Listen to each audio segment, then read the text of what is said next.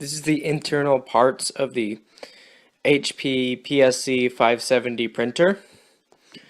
I felt that it would be cool to get all the circuit boards together and see how it worked. This is the main one, and power plugs in here, and then we have a USB standard B port, which would hook up to your computer. And then from there, we have all different kinds of hookups. Right here, this basically hooks everything together, and I'm pretty sure that's used to connect all the motors. And then this one, and then coming over here, we have this. This, however, I'm not sure where this wire should hook up to, because I have this board which fits this, but then if I hook it here, what goes there? And I was reasoning, okay, so these wires are hooked together, so wouldn't it make sense that you have a motor hooked up to this, because this moves along the track and that motor would need to move it? So let me go through. Okay, so we have the three motors, and then this one, and these are used primarily with the ink cartridge and the inside, like, moving of the wheels. And how I know that is because, like, they're dirty, they're covered in ink, as opposed to this motor, which is still in pretty pristine condition. So this motor is used on the scanner head, which is basically this hookup. So what we have here, this is the main board, which on the underside has the actual, I guess, the camera that scans, and it was used a bunch of mirrors to focus.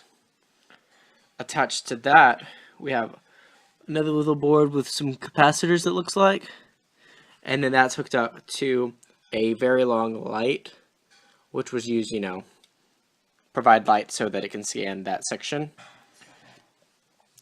So then we have this, which comes over to the main. This is like the inputs on the outside. This LCD screen was actually inside there.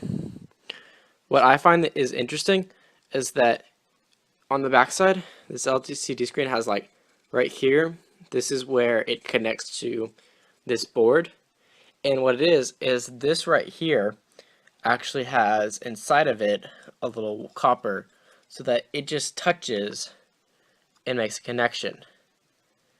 I wasn't thinking that this would provide the best connection, but it's an interesting way. So, like, that little copper strip just touches it and it hangs at an angle. So then with this actual board, we have this, and on the underside of these buttons, there's all these little black thingies. So when you press the button, it would close, or it would actually complete one of these contacts, and it would complete the circuit. So that's how it actually works.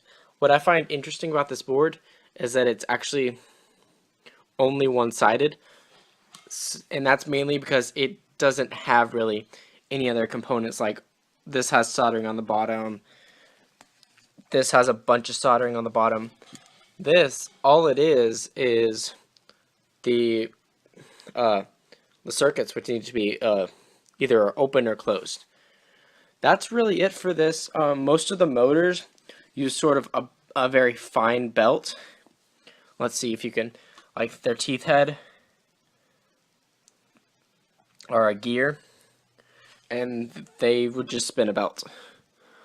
So that's the main working components of the printer, the hardware at least. So I set up the board and the basic components, like the motors and the other boards, just to see what would happen.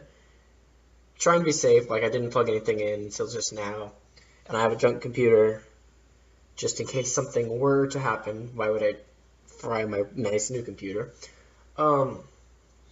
I wasn't able to get anything to print, but whenever let me take the power supply off.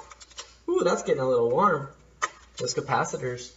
And after a little while, these motors will kick on like when most printers do. Once you turn them on, they sort of start up.